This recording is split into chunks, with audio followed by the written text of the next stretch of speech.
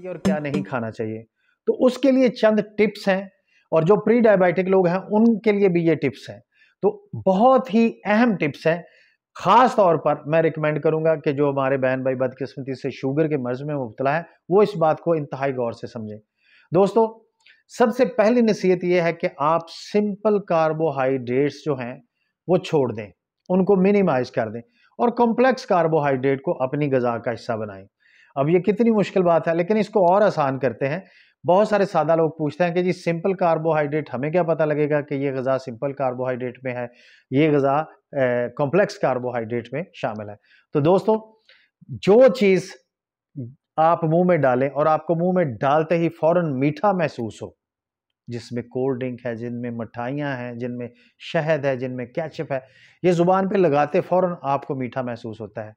ये तमाम वो चीज़ें हैं जिसमें सारे फ्रूट जूसेस हैं, ये वो तमाम चीज़ें हैं जो सिंपल कार्बोहाइड्रेट है। और जो चीज़ें आप मुंह में डालें तो आपको फौरन मीठी ना महसूस हो, वो कॉम्प्लेक्स कार्बोहाइड्रेट है, जिनमें चावल हैं, मीठे चावल नहीं, नमकीन चावल, और जिनमें रोटी है। तो ये वो चीज़ें हैं जो कॉम्प्लेक्स कार्बोहाइड्रेट हैं। तो दोस्तों, कोशिश कीजिए कि अगर आप डायबिटीज़ हैं तो सिंपल कार्बोहाइड्रेट को मिनिमाइज कीजिए और कॉम्प्लेक्स कार्बोहाइड्रेट पे आइए। और दूसरा, अपने घर की दीवार पर एक ग्लाइसेमिक इंडेक्स चार्ट लगाइए। ग्लाइसेमिक इंडेक्स लेवल किसे कहते हैं? दोस्तों, ग्लूकोज जो है इसका ग्लाइसेमिक इंडेक्स लेवल 100 है। गंदम जो है उसका ग्लाइसेमिक इंडेक्स लेवल 70 है, और इसी तरह जो व्हाइट शुगर है उसका ग्लाइसेमिक इंडेक्स लेवल 65 है, और इसी तरह एप्पल का ग्लाइसेमिक इंडेक्स लेवल 35 है। इसके अलावा आलमंड का ग्लाइसेमिक इंडेक्स लेवल 5 है, घी का 0 है, अंडे का ग्लाइसेमिक इंडेक्स लेवल 0 है। और इसी तरह मैं आपको ये चार्ट शो करवा रहा हूं, आप ग्लाइसेमिक इंडेक्स लेवल इससे पढ़ सकते हैं।